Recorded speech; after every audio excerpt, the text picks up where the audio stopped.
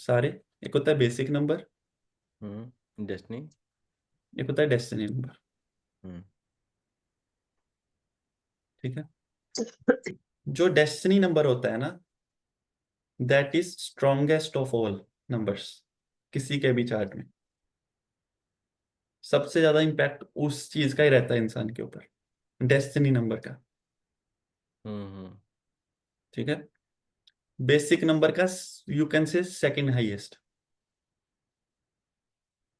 ठीक है, बाकी सारे बराबर। जैसे कोई डेट ऑफ बर्थ बोलिए, राजेंद्र जी की ले लेते हैं। 3 अक्टूबर, आगे 1996। 1996। ठीक है, हम्म। टोटल 2 बनता है आपका।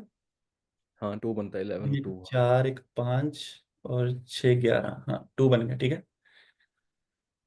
टोटल 2 बन गया, तो इनका बेसिक नंबर ये हो गया 3। हम्म। टोटल डेस्टिनी नंबर हो गया 2। तो इनकी लाइफ में इनका ये बना ग्रेड। ठीक है, कैसे बना इनका ग्रेड? 3 लग जाएगा, 1 3 लग लग जाएगा, लग गया।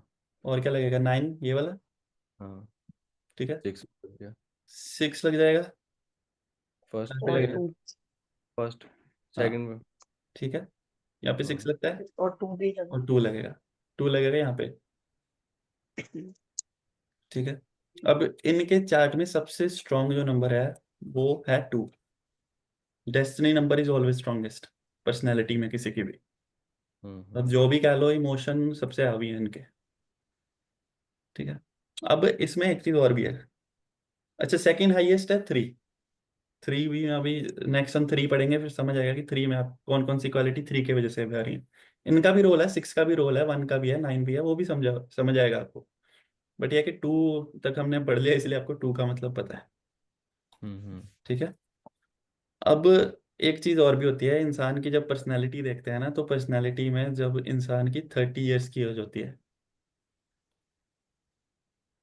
सॉरी 30 ईयर्स की एज होती है ना, तो 30 ईयर्स की एज के बाद डेस्टिनी नंबर का प्रभाव इंसान के ऊपर बढ़ने लग जाता है।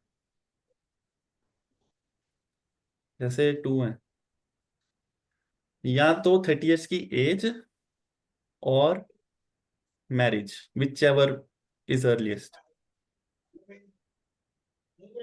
जैसे तो क्या मैरिज भी मतलब डेस्टिनी नंबर आपका प्रधान हो जाएगा एक हिसाब डेस्टिनी नंबर का इम्पैक्ट बढ़ जाता है उसमें। से? मतलब किसी की मैरिज मान लो 25 में हुई, 26 में हुई, तो उसका 25 26 में डेस्टिनी एक्टिवेट हो गया और स्ट्रांगली। हम्म। और उसके पहले बेसिक का ज्यादा रोल रहता है, शादी से पहले बेसिक रोल का ज्यादा इम्पैक्ट रहता है। हाँ, इसको ये मत ले लेना कि शादी के पहले डेस्टिनी का कोई मतलब नहीं है, वो भी आपका ही नंबर है।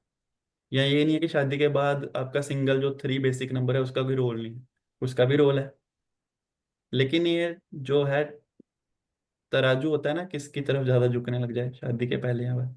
तो ये तो तब है कि जब 25 में शादी हो गई। अब जिसकी शादी नहीं हुई लेट तक, फिर उसका 30 में तो हो ही जाना है वो चेंज, 30 के अराउंड, 30 या आफ्टर 30 अराउंड दैट। तो ऐसा नहीं है ना कि आज मेरा बर्थडे है तो आज मैं बड़ा इमोशनल होकर रोने लग गया, ऐसा तो होगा नहीं कि 30 आपका। से 35 के बीच में ऑलमोस्ट आई थिंक जितना मैंने ऑब्जर्व किया है हो जाता है 30 से हाँ, 35 के बीच में ना। मतलब नहीं, एनी टाइम आफ्टर 3। ये नहीं कि 30th बर्थडे आया तो राजेंद्र जी रोने लग गए कि आज तो मेरा 2 एक्टिवेट हो गया, मैं इमोशनल हो गया, ऐसा नहीं। हम्म।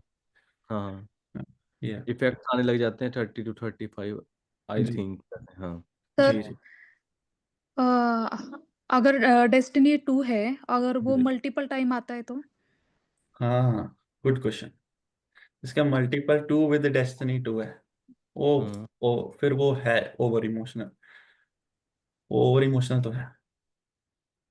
क्यों? क्योंकि एक तो मल्टीपल 2 का इम्पैक्ट है कि मल्टीपल 2 बंदे को already over emotional, over pampering, over caring बना देता है, ओवर इमोशनल बना देता है। और डेस्टिनी भी 2 है, क्योंकि डेस्टिनी का प्रभाव भी हमारे पे ज्यादा है, डेस्टिनी नंबर का, देन एनीथिंग। तब हो जाएगा। हाँ, तो फिर वो बंदा थोड़ा सा क्राई बेबी है। लड़कियों में हो जाए तो फिर वो बेचारियां थोड़ी सफर करती हैं। ऐसे ना, नंबर जितने भी होते हैं मल्टीपल होने से ही उनका पर्सनालिटी पे बड़ा प्रभाव पड़ता है। चाहे मल्टीपल 4 है, मल्टीपल 3 है, मल्टीपल 7 है, उनका ना एक डिस्टिंक्ट ही प्रभाव होता है पर्सनालिटी के ऊपर बाकी नंबर्स के कंपैरेटिवली, क्योंकि वो हमेशा ओवर ओवर करके रखते हैं या अंडर अंडर करके रखते हैं। अब ये अंडर या ओवर का ना एक चीज ये रहती है कि या तो वो आपके लिए बहुत अच्छे हैं या दूसरों के लिए बहुत अच्छे हैं, या आपके लिए बहुत खराब है। जैसे multiple one with destiny one, वो बंदा मैंने बोला कि ओवर कॉन्फिडेंट है, ओवर स्टबन है, जिद्दी है, ओवर डोमिनेटिंग है। तो उसका बेनिफिट किसको है, उसको या बाकियों को? उसको खुद को ही है ना, अपने करियर में एक्सेल कर सकता है, उसको जो बात कहनी है रख सकता है। दूसरों के लिए तो परेशानी है, उसकी उसकी पार्टनर के लिए भी परेशानी है, उसकी फैमिली के लिए भी परेशानी है कि जिद की तो कर दी फिर अड़ गया। वही अगर मल्टीपल टू आ गया तो वो लोगों का फायदा हो जाएगा। मल्टीपल टू है तो फिर हमें पता है कि ये बंदा हमारी केयर करेगा, ये रोंदू रोंदू है, लोगों हालांकि उसमें दिक्कत हो भी जाती है कि फिर बंदा थोड़ा सा रोंदू सा भी हो जाता है। को डिपेंडेंसी बड़ी होती है इसमें, ये भी लिख लो। जो मल्टीपल टू लिखा था ना आपने, हम्म। मल्टीपल टू वाले बंदे की को डिपेंडेंसी होती है। को डिपेंडेंसी का मतलब है, मैं स्पेलिंग लिख देता हूँ। को डिपेंडेंसी, शायद सही लिखे हैं पता नहीं। को डिपेंडेंसी का मतलब है कि उनको किसी और के ऊपर अपना जो है इमोशनली डिपेंड रहना है। हाँ। मल्टीपल टू वाले हैं ना, अगर मल्टीपल टू वाली से लड़की से शादी हो गई, वो छोड़ के नहीं जाती फिर वो आपको, क्योंकि उसको चाहिए आप इमोशनली।